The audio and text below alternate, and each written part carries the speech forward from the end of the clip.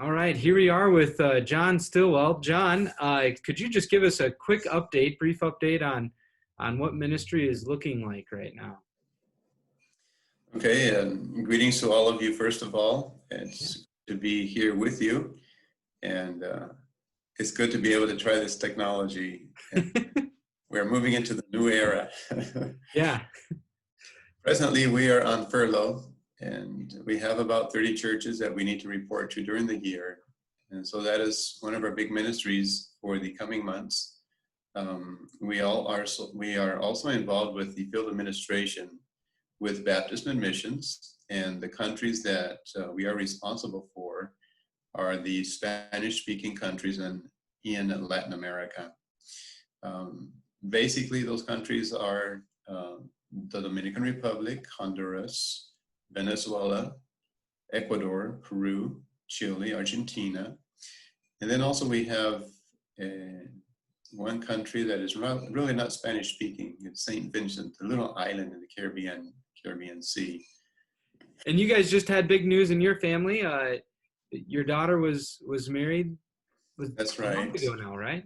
Correct. Our second daughter, Sarah, got married May 16th. So she is just shy of her first month of being married.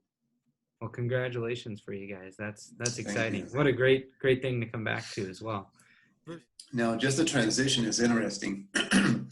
I'll just share an example with you. My wife went to the store and she just got overwhelmed and a little bit frustrated with so many options as to what to buy.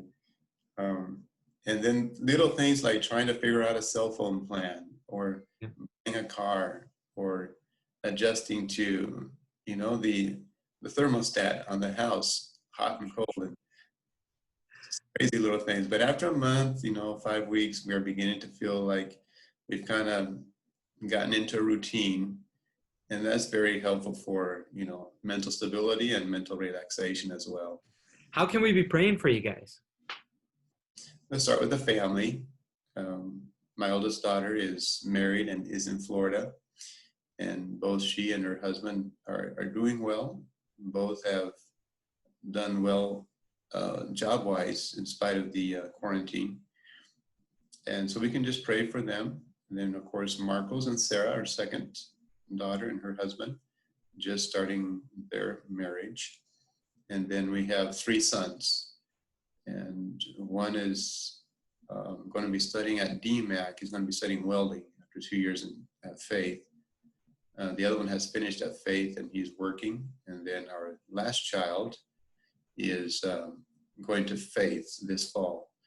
So, yeah, we appreciate prayers for our kids as they make decisions. And we always want them to be walking with the Lord. That's one category. And secondly, we could be praying for the churches in Peru. In Peru, our ministry is multifaceted. We have church plant, we have a Bible college, and there are a few other ministries that occur as well. So we have encouraging news from Peru. The deacons are doing very well.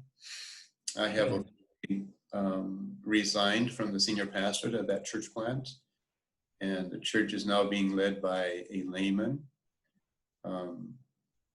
The church was not able to find a pastor. We pray that they will get a pastor in the coming years. They are capable of doing so. Then we also pray for the Bible college. They have gone through transitions. They are teaching virtually now as opposed to in presence in classroom settings. And then related to those ministries in Peru, we should pray for the churches and the individuals as they handle COVID. There's a lot of COVID cases right now, and the hospitals in Trujillo, where we live, are overwhelmed officially. The public hospitals are overwhelmed. And those who have funds can now go to the private hospitals, but people are dying outside of hospital buildings, just like out on the sidewalks. There's no room for them inside. So things are a little desperate that way, and that's always a strain on the families and the believers. We just had a pastor friend die yesterday in a city about 6 hours north of us. So we can Pray for the health of our believers. Pray for the financial provision. And pray that God will work in them spiritually as they handle this crisis, this trial that God has permitted in their lives. Thank you, John, so much for sharing with us. We'll be praying for you guys. We're excited to have you guys come up here at some point during your furlough. Any last words for us? Sure. It's great to meet you, Cody, personally. And we always enjoy going to Waterville. We enjoy the friendliness of the people. We're very thankful for the support that the church has given us over so many years. And we definitely look forward to seeing you once more.